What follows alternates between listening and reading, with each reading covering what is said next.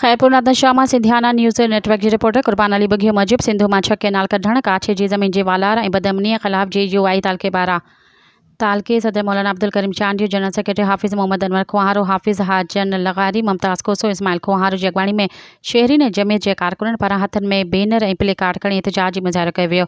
मुज़ाहिरीन पारां वफ़ाक़ी तौर सूबाई हुकूमत ख़िलाफ़ नारेबाज़ी कई वई। इन मौक़े ते मौलाना अब्दुल करीम चांडियो, हाफिज़ मोहम्मद अनवर खुहारो, हाफिज़ हाजन लगारी, मुमताज़ कोसो ऐं मोहम्मद इस्माइल खुहारो ख़िताब कंदे चयो त जीअं त असां एहतजाज करे करे थकिजी पिया आहियूं।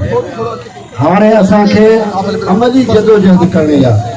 तंहिंजे लाइ बहितर इहे आहे त असां पंहिंजो लाइअमल ठाहियूं, असां अदालत जो दरवाज़ो खड़कायूं त असां सां हीअ नाइंसाफ़ी छो थी थिए।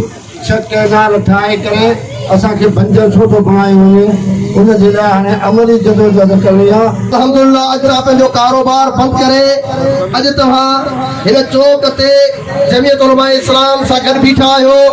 अॼु असांजो ही एहतजाजी मुज़ाहिरो नंबर 1 जो असां जे शहर जे अंदरि बदअमनी वधी वई आहे, जो हिक रात में लगातार 3 चोरी थियूं।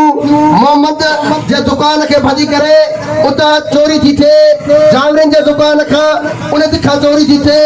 माॾे में हिक ई रात वरी 3 दुकान उते टोड़े करे उन्हनि जे घर मां उन जे दुकान मां चोरी थी थियूं वञनि। जानी खुआर जे दुकान खे भञी करे उतां ₹1,00,000 जो सामान खयो थो वञे।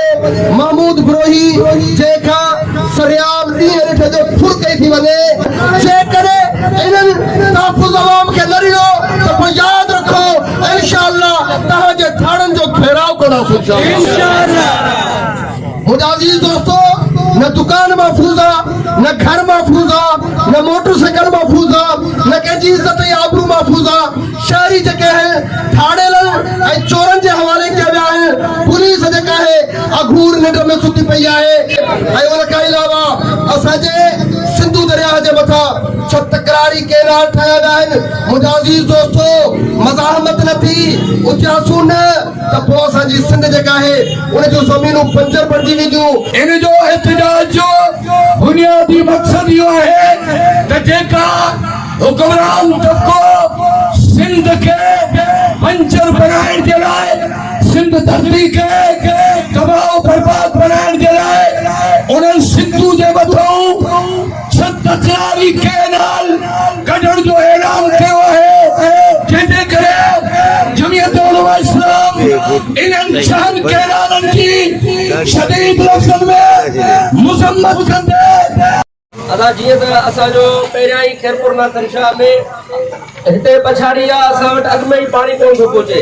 वरी उन खां पोइ सिंध हुकूमत अलाए कहिड़े क़िस्म जा हरबा हलाए करे असां सिंधियुनि खे पोइते हटाइण जे लाइ अलाए कहिड़े तरीक़े सां असांखे माना मशगूल रखे थी पई।